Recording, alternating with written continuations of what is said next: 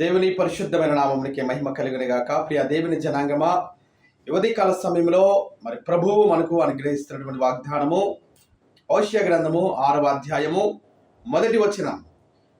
మనము యెహోవా యొద్దకు మరలదము రండి. ఆయన మనలను చీల్చివేసెను, ఆయనే మనలను స్వస్థపరచును. ఆయన మనలను కొట్టెను, ఆయనే మనలను బాగు చేయును.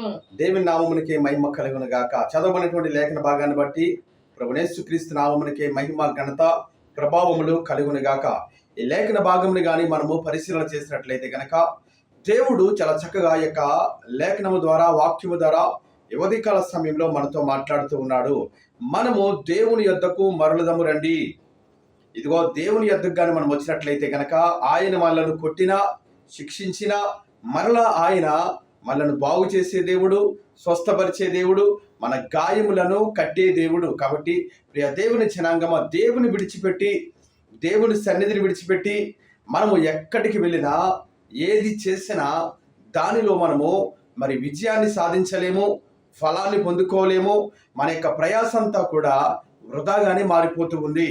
ఇదిగో మరి యెషయా గ్రంథము 31వ అధ్యాయము 1వ వచనాన్ని కానీ మనం చూసినట్లయితే గనక అక్కడ ఇశ్రాయేలు జనాంగంతో దేవుడు మాట్లాడుతున్న మాట, ఇదిగో మీరు ఐగుప్తు దేశంలోకి మీరు వెళ్ళొద్దు.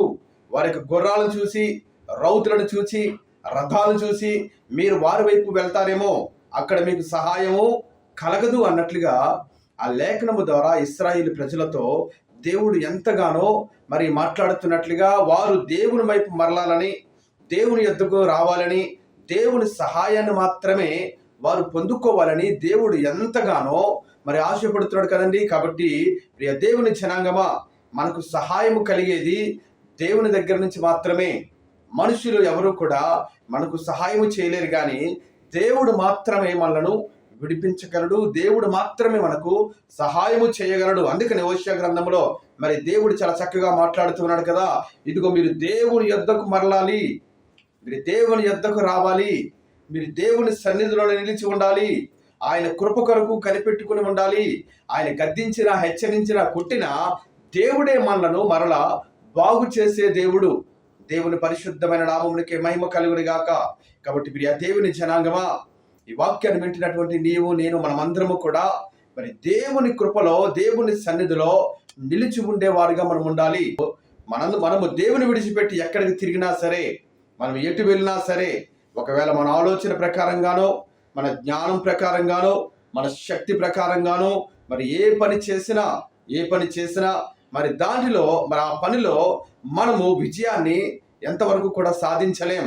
ఎందుకంటే మరి వాక్యం ఉంటుంది కదా పరిశుద్ధ గ్రంథంలో, మరి దేవుడు ఒకరిని హెచ్చించును, ఒకరిని తగ్గించును అన్న మాట కూడా మరి ఈ యొక్క లేఖనంలో మనకు కనబడుతూ ఉంది. కాబట్టి మనిషిని హెచ్చించేది దేవుడే, మనిషిని గణపరిచేది దేవుడే, మనిషికి ఒక ఉన్నతమైన స్థితినిచ్చేది కూడా దేవుడే.